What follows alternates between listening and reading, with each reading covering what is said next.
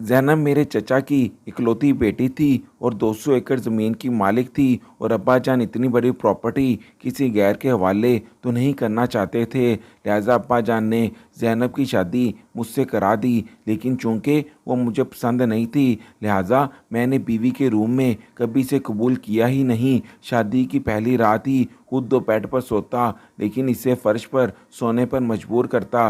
मगर वो ऐसी आला ज़र्फ़ लड़की थी कि किसी को ना बताया, हत्ता कि अपने वालिदैन को भी ना बताया। 1 साल तक मैंने इसे हाथ तक ना लगाया, फिर भी वो चुप ही रही। मुझे एक बीमारी थी जिसकी वजह से नींद की हालत में कभी कभी मेरी सांस रुक जाती थी। एक दिन नींद की हालत में मेरी सांस रुकी तो इसने मुझे नींद से जगाया। मुझे बहुत गुस्सा आया। मैंने कमरे में इसे जलील किया और फिर कमरे से बाहर निकाल दिया। फिर अचानक मुझे पछतावा हुआ कि इसने तो मेरी हमदर्दी में ही मुझे नींद से बेदार किया था। इसे घर में ढूंढने लगा, मगर वो मुझे कहीं ना मिली। मैंने किसी चीज़ के लिए अलमारी खोली तो इसमें एक खत था जिसमें लिखा था कि पिछले 1 साल में मैं रात को फर्श पर सोने के दौरान मैंने 50 दफ़ा मास्टर्स की तालीम मुकम्मल होने वाली थी और मेरा आखिरी सेमेस्टर चल रहा था जब ईद की छुट्टियों में घर आया। मैंने आज दिल में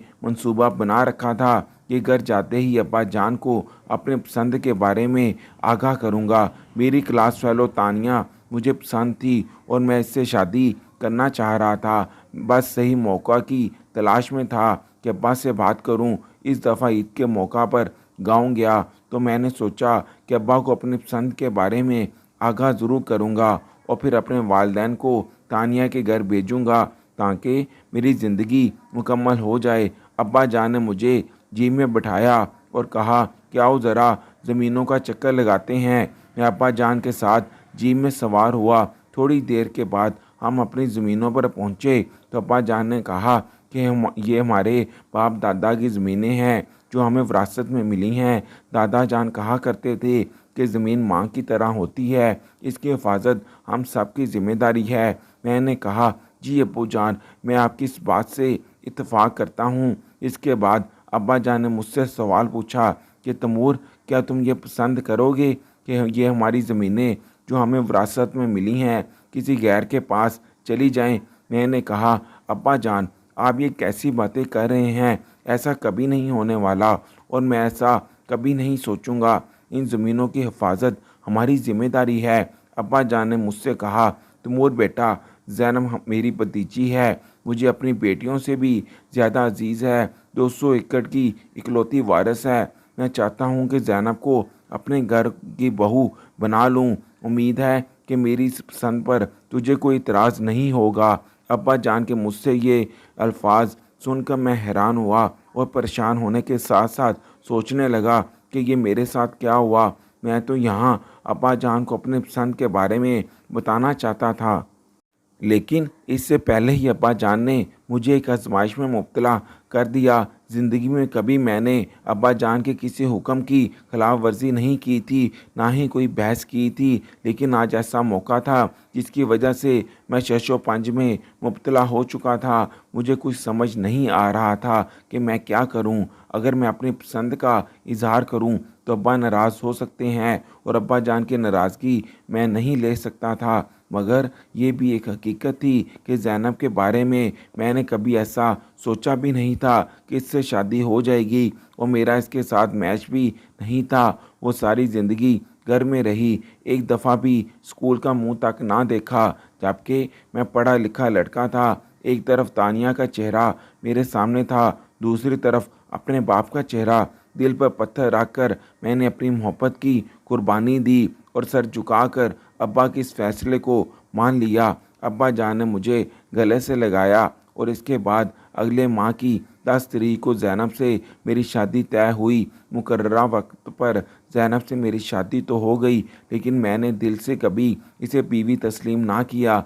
मैंने दिल में यही मंसूबा बना रखा था कि जब मैं इसे बीवी वाला कोई ताल्लुक़ ही नहीं रखूँगा और तंग करूँगा तो खुद ब खुद घर से चली जाएगी। शादी की पहली रात ही मैंने ज़ैनब को मुंह दुखाई में यही बात कही कि मैं अपने बाप की वजह से तुमसे शादी कर रहा हूँ, मगर मैंने दिल से तुझे अपनी बीवी तस्लीम नहीं किया। खुद बेड पर सोता और इसे नीचे फर्श पर सोने पर मजबूर करता। मगर इसके बावजूद वो बहुत आला ज़र्फ़ लड़की थी। इसने मेरी ये बात किसी को ना बताई। मुझे यकीन था कि वो घर जाकर अपनी माँ बहनों को इस हरकत के बारे में ज़रूर बताएगी और जो बातें मैंने इससे कहीं वो इनसे कहेगी। लेकिन इसने ऐसा कुछ भी ना किया। इसका सबूत ये है कि मेरा चचा बहुत सख्त आदमी है और अपनी बेटी से बेपनाह मोहब्बत करता है। अगर वो अपने बाप को बताती तो दूसरे दिन ही मेरा चचा इधर आकर हंगामा खड़ा कर देता। लेकिन चचा ने ऐसा ना किया। ये इस बात का सबूत है कि ज़ैनब ने घर जाकर मेरी शिकायत ना की। मेरी इन तमाम ज़्यादतियों के बावजूद इसने एक अच्छी बीवी बनने की कोशिश की। जब भी इसे महसूस होता कि मेरा चाय पीने का मूड बन रहा है तो खुद ब खुद चली जाती, किचन में जाकर मेरे लिए चाय बनाती। इसे ये भी मालूम था कि मैं कौन से दिन कौन सी शर्ट पहनता हूँ और जूतों के बारे में भी पूरी मालूमात थी। मेरी पसंद के खानों के बारे में भी इसे इल्म हो चुका था और रवायती बीवी वाले सारे फ़राइज़ निभा रही थी, जबकि मैं मुसलसल इसे इग्नोर कर रहा था। मैं इस पर रवायती शोहरों वाला हुक्म तो नहीं चला रहा था कि मेरा फ़लाँ काम करो, ये काम करो, लेकिन इसके बावजूद वह खुद ब खुद मेरे सारे काम कर रही थी। मगर इन तमाम बातों के बावजूद मैंने कभी इसे दिल से तस्लीम नहीं किया। वो गाँव की थी, जबकि मैं शहर में पला बढ़ा था। वो खूबसूरत थी, लेकिन खूबसूरती से ज़्यादा एतमाद मुझे पसंद था, जो कि इसमें बिल्कुल नहीं था। हमेशा आंखें झुकाकर चलना, मुलाज़मों की तरह मेरे सारे काम करना। हालांकि वो मुझसे बड़ी समझदार थी, क्योंकि वो अपने बाप की इकलौती औलाद थी और 200 एकड़ की अकेली वारिस, जबकि हम दोनों भाई थे और मेरे हिस्से में 100 एकड़ आ रहा था। एक दिन मैं सुबह नहा कर कंघी करके नीचे आया तो वो नाश्ता बनाने लगी। मैं यूं ही नीचे लान में अखबार पढ़ने में मसरूफ़ था। आज छुट्टी का दिन था, दिमाग थोड़ा फ्रेश था। अखबार पढ़ने का मुझे वैसे शौक़ नहीं, बस यूं ही वक्त गुजारने के लिए हेडलाइन पढ़ रहा था। मेरी आदत थी कि मैं छुट्टी का दिन हमेशा घर में गुजारता ताकि अपने माँ बाप को टाइम दे सकूं। वैसे तो मैंने दिल में यही मंसूबे बना रखे थे कि शादी के बाद अपनी होने वाली बीवी के साथ छुट्टी के दिन गुजारूंगा, इसे कहीं घुमाने के लिए ले जाऊंगा। लेकिन मेरे तो सारे ख्वाब चिकनाचूर हो चुके थे। ज़ैनब के साथ ऐसा करना नामुमकिन ही नहीं था। अखबार पढ़ते हुए मुझे ऐसे महसूस हुआ कि कोई मुझे देख रहा है। मैंने इधर उधर नज़रें दौड़ाईं, लेकिन कोई नज़र ना आया और दोबारा अखबार पढ़ने में मसरूफ़ हो गया। दोबारा मुझे यूं ही महसूस हुआ कि कोई मुझे देख रहा है। इस दफ़ा मैंने जल्दी से पीछे देखा तो ज़ैनब मुझे किचन की खिड़की से देख रही थी, लेकिन मेरे देखते ही वो दोबारा काम में मसरूफ़ हो गई। इसकी चोटी पकड़ी जा चुकी थी। मुझे बहुत अजीब सा लगा। जिस लड़की को मैं इतना इग्नोर करता हूँ, इसका कोई ख्याल नहीं रखता, इसे अपने साथ बेड पर सोने के लिए मना करता हूँ, लेकिन इसके बावजूद वो मुझ में दिलचस्पी ले रही थी, मेरा ख्याल करती थी। वो अक्सर ही मेरी तरफ घूरती, लेकिन मेरे देखने पर नज़रें मोड़ लेती। एक दफ़ा तो मैं गहरी नींद में था, लेकिन जब मेरी आंख खुली तो वो ऊपर देख रही थी। मुझे बहुत अजीब लगा। क्या वो हमेशा से ऐसे करती है या फिर शादी के बाद ऐसी हो गई है? इसके बारे में मैं नहीं जानता था, मगर एक बात जो मैंने महसूस की कि दिन ब दिन इसमें तब्दीली आ रही थी। कपड़ों के सिलेक्शन के बारे में भी मुहतात हो रही थी। एक दिन वो मेरे लिए चाय बना कर आई तो मैंने इसकी आंखों में देखा। वो कुछ कहना चाह रही थी, लेकिन कह नहीं पा रही थी। इसकी तरफ देखकर कहा कि आपको कुछ कहना है? वो कहने लगी कि नहीं, कुछ नहीं कहना। फिर जाते वक्त अचानक वापस मुड़ी और कहा कि आज मौसम बड़ा अच्छा है, छुट्टी का दिन भी है, तो मेरे दिल में है कि कहीं घूमने चलें। इसकी ये बात सुनकर मैं हैरान हुआ और इसकी तरफ देखकर कहा कि क्या कहा? मैं तुम्हारे साथ सोना पसंद नहीं करता, तो घूमने कैसे चला जाऊंगा? बड़ी अजीब लड़की हो, छोटी सी बात को नहीं समझ सकती। मैंने अपने बाप की वजह से तुझसे शादी की है, वरना मेरा कोई ऐसा इरादा नहीं था।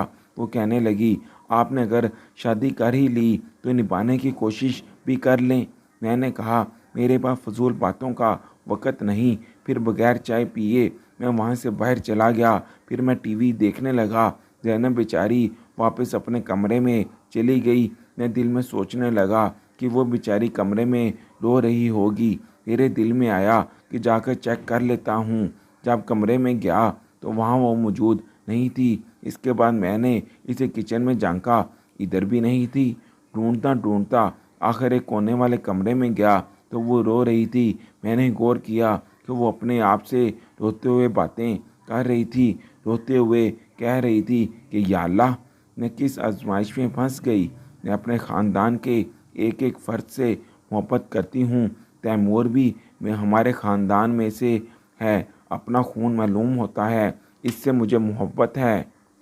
लेकिन इसके रवैये की वजह से मैं बहुत परेशान हूँ। या अल्लाह, इसके दिल में मेरे लिए रहम डाल दे। इससे आगे सुन ना पाया कि कहीं मेरा दिल इस लड़की की वजह से नरम ना हो जाए, क्योंकि मैं ऐसा हरगिज़ नहीं चाहता था। मैं तो आज तक इसे अपने दिल में जगह नहीं दी थी, और तानिया दूर होने के बावजूद मेरे दिल में बैठी थी। मैं इसी इंतज़ार में था कि मेरे इस रवैये से तंग आकर आखिर वो घर छोड़कर चली जाए, और मुझे इस बात की उम्मीद थी। अब्बा जान ने महसूस किया कि शादी के बाद मैं ज़ैनब को लेकर कहीं नहीं गया, ना ही इसे घुमाने के लिए लेकर गया। तो आज अब्बा जान ने मुझसे कहा कि कल ज़ैनब के साथ शहर चले जाओ, कुछ दिन उधर रहो, अपना घर है वहाँ। मैंने दिल में सोचा कि अब्बा जान ने मुझे किस आजमाइश में डाल दिया। शहर में भी हमारा एक घर था। मैं ज़ैनब को इसलिए शहर की तरफ लेकर रवाना हुआ। अब्बा जान ने 2 दिन क़याम करने का हुक्म दिया था, और वो 2 दिन मुझे बहुत भारी महसूस हो रहे थे। मगर शहर जाकर मैंने दिल में सोचा कि अब अगर आ ही गए हैं तो इस लड़की से अपना रवैया कुछ दुरुस्त कर लूँ। यूँ मुसलसल खामोशी अच्छी नहीं, अजीब लगता है कि एक बंदी आपके साथ है और आप इससे बात तक नहीं कर रहे। रहाइश पर जाकर मैंने इससे कहा कि कपड़े तब्दील कर लो, हम होटल में खाना खाने जा रहे हैं। मेरी ये एक बात सुनकर इसकी आंखों में चमक पैदा हुई। पहली दफ़ा मैंने इसके चेहरे पर इतनी खुशी महसूस की, और इसके बाद अपने दिल को भी सुकून मिला। ऐसा सुकून जो मैं नहीं चाहता था, लेकिन इस लिहाज से नहीं चाहता था कि ज़ैनब मेरे साथ हो। मैं तो तानिया के साथ अपनी ज़िंदगी गुजारना चाहता था, एक एक लम्हा इसके नाम करना चाहता था। रात को सड़क के किनारे इसका हाथ पकड़कर चलना चाहता था। मगर ज़ैनब तो ऐसी नहीं थी, वो मेरे टाइप की थी ही नहीं। ऐसे महसूस होता था जैसे वो मेरी नौकरानी हो और मैं इसका मालिक। मुझे इस किस्म का रिश्ता बिल्कुल भी पसंद नहीं था। मैं तो मियाँ बीवी में मोहब्बत का कायल था। मैं इस बात का कायल था कि मियाँ बीवी गपशप करें, एक दूसरे को तंग करें, फिर मनाएं। खैर, इसके बाद हम एक होटल में खाना खाने गए। ज़ैनब ने शहर के लिहाज से अच्छे से कपड़े बदन किए। एक दफ़ा यूं ही इस तरह करते वक्त इसने मेरी पसंदीदा शर्ट जला दी और फिर रोना शुरू किया। हालांकि वो आसानी से मेरी शर्ट को छुपा सकती थी, क्योंकि मेरे पास दर्जनों शर्टें थीं और मुझे ये बात याद नहीं होती कि कौन सी शर्ट कहाँ है। मैंने रोने की वजह पूछी तो कहने लगी कि आपकी एक शर्ट जल गई है मुझसे। मुझे तो गुस्सा तो बहुत आया, लेकिन मैंने कहा ठीक है, कोई मसला नहीं। कभी कभी मैं हैरान होता हूँ कि ज़ैनब किस किस्म की लड़की है। इधर शहर में लड़कियाँ अपने शोर से हर वक्त कोई ना कोई फरमाइश करती रहती हैं, लेकिन आज तक शादी को 1 साल होने वाला है, इसने मुझसे किसी किस्म की फरमाइश का इजहार ना किया। सुबह उठकर नमाज अदा कर दी, 5 वक्त की नमाज पढ़ती, इसके अलावा कुरान मजीद की तिलावत भी करती। इधर शहर में भी इसने फर्श पर एक कपड़ा बिछाया और सोने लगी, लेकिन इसे मालूम था कि इसे अपने बेड पर नहीं सोने दूंगा। एक रात मैं सो रहा था कि सीधा सोने की वजह से मेरी सांस रुक कर आ रही थी। ये मेरे दोस्त भी कॉलेज के ज़माने में यही बताते थे। बचपन में वालिदैन को भी मेरी इस बीमारी का पता था कि सीधा सोने की वजह से मेरी सांस में रुकावट पैदा हो जाती है, मगर ज़ैनब को किसी ने नहीं बताया था। इसे महसूस हुआ तो इसने मुझे नींद से बेदार करना चाहा। ये सुबह का वक़्त था। मैंने जब देखा कि वो अपने हाथों से मुझे नींद से बेदार कर रही है, मुझे शदीद गुस्सा आया। मैंने ज़ैनब से कहा कि तुम्हारी जुर्रत कैसे हुई मुझे छूने की? मैंने तुझे मना किया था कि मेरे करीब मत आना और मुझसे फासला रखना। आज तूने मुझे छू लिया। तुम समझती क्या हो अपने आप को? जब मैंने तुमसे कई बार कहा कि मैंने दिल से तुझे बीवी ही नहीं तस्लीम किया, तो क्यों बार बार मुझे तंग करती हो?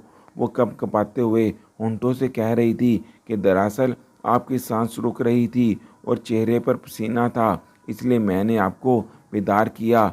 मैंने कहा, खबरदार, आइंदा मुझे हाथ मत लगाना। मैं अपने बेड से उठा और इसे हाथ से पकड़कर कमरे से बाहर धक्का दे दिया।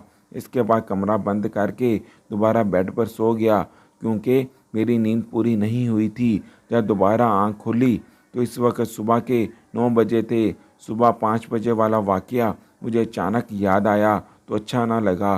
दिल में सोचा कि मैंने कुछ ज़्यादा ही इसके साथ मिसबिहेव किया। इसके बाद बाथरूम में नहाने के लिए चला गया।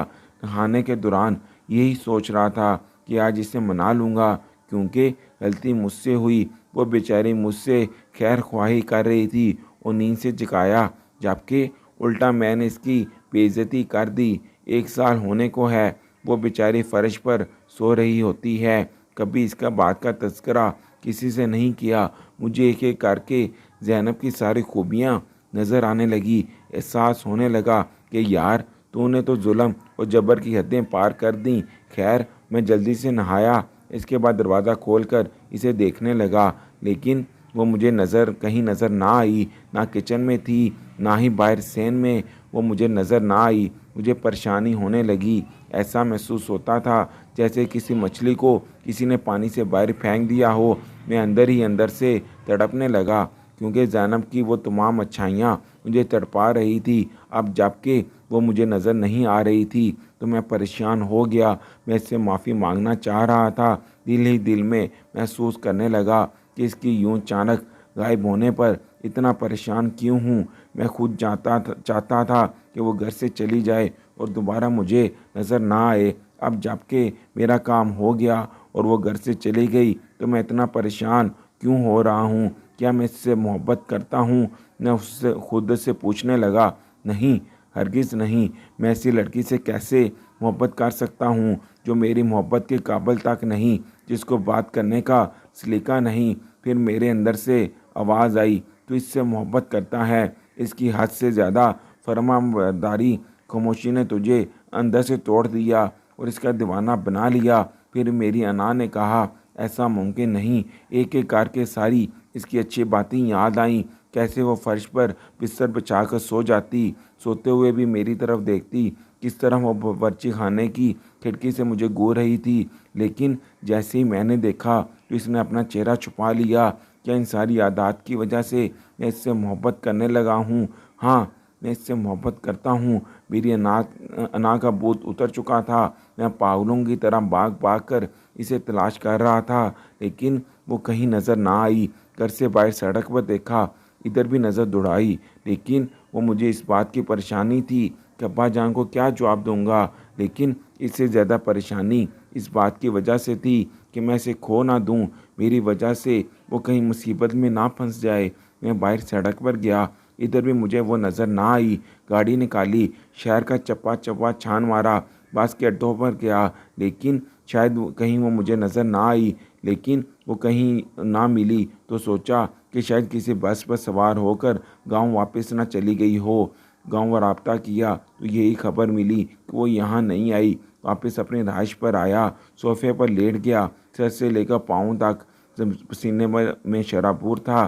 ज़ैनब की एक एक अच्छाई मुझे याद आ रही थी कि शादी की पहली रात से लेकर आज तक कैसे वह खामोशी के साथ फर्श पर कपड़ा बिछाकर सो जाती थी, किचन की खिड़की से मुझे देखती थी। बहुत बातें मैं याद कर रहा था और रो रहा था कि इससे भी बेहतर बीवी मुझे मिल सकती थी। ज़ैनब से बढ़कर मुझे कोई प्यार नहीं कर सकता और अब मैं अपनी जान से भी ज़्यादा इसे अजीज़ रखता हूँ। लेकिन अफसोस कि मैंने इसे खो दिया। पता नहीं वो कहाँ है। खुदा ना करे कि किसी मुसीबत में हो या दिल बर्दाश्ता होकर वो मेरे जुल्म से तंग आकर इसने अपनी ज़िंदगी ही ख़त्म ना कर ली हो, नहर में छलांग ना लगा दी हो। यही ख्यालात मेरे दिमाग में थे वो मुझे परेशान करते रहे। अलमारी खोली तो वहाँ एक खत पड़ा था, जिसको खोलकर देखा तो इसमें लिखा था कि मैं तैमूर के काबिल नहीं, लेकिन बीवी होने के नाते मैं इसका ख्याल रखती हूँ। सोते हुए तैमूर को सांस का मसला होता है, इसकी वजह से मैं सो नहीं पाती। बस यही सोचकर सारी रात नहीं सोती कि खुदा ना ख्वास्ता तैमूर की सांस रुक जाए तो मेरा क्या होगा। सारी रात इसके बिस्तर के सामने बैठी रहती हूँ ताकि इसका ख्याल रख सकूँ। मोहब्बत का तकाजा यही है कि कुर्बानी दी जाए, लिहाजा अपनी नींद की कुर्बानी देकर मैं इसका ख्याल रखती हूँ। तैमूर रो रो कर कह रहा था कि काश वो एक दफ़ा मेरे सामने आ जाए तो मैं इससे माफ़ी मांग लूँ। मुझे अब इसके साथ की गई एक एक ज़्यादती याद आ रही थी और इनको याद करके मैं चीखने लगा। मेरी चीखों की आवाज़ सुनकर अचानक वो मेरे सामने आई। इसे देखकर ऐसा महसूस हुआ जैसे मेरी सांसें बहाल हो गई थीं। अब वो दोबारा मुझे छोड़कर कभी ना जाना। ज़ैनब कहने लगी, जैसे ही आपने मुझे कमरे से बाहर निकाला तो मुझे दुख हुआ और मैं घर की छत पर चली गई ताकि मेरे रोने की आवाज़ आप तक ना पहुंच सके। इधर मैं चारपाई पर पड़ी थी तो मुझे वहां नींद आ गई। अब आपकी चीखों की आवाज़ सुनी तो मेरी आँख खुल गई। आप क्यों चला रहे थे? क्या कोई चीज़ गुम हो गई? मैंने ज़ैनब से कहा, हाँ, तुम गुम हो गई थी। अब तुझे कभी अपने से दूर नहीं करूँगा। तुम मेरी सबसे अच्छी बीवी हो, जबकि मैं तुम्हारा बुरा शौहर। मुझे माफ़ कर दो, मैंने तुम्हारे साथ वो ज़्यादती की। खुदारा मुझे माफ़ कर दो। ज़ैनब ने कहा कि आप माफ़ी मांग कर मुझे शर्मिंदा मत कीजिए। आप कल भी मेरे लिए काबिल एहतराम थे, आज भी आपकी इतनी इज्जत करती हूँ। ज़ैनब ने दिल से मुझे माफ़ कर दिया। बस यही मेरे लिए काफ़ी था। शादी की पहली सालगिरह पर मेरी ख्वाहिश पर ज़ैनब को दोबारा दुल्हन बनाया गया। शादी की तमाम रसूमात दोबारा की गई।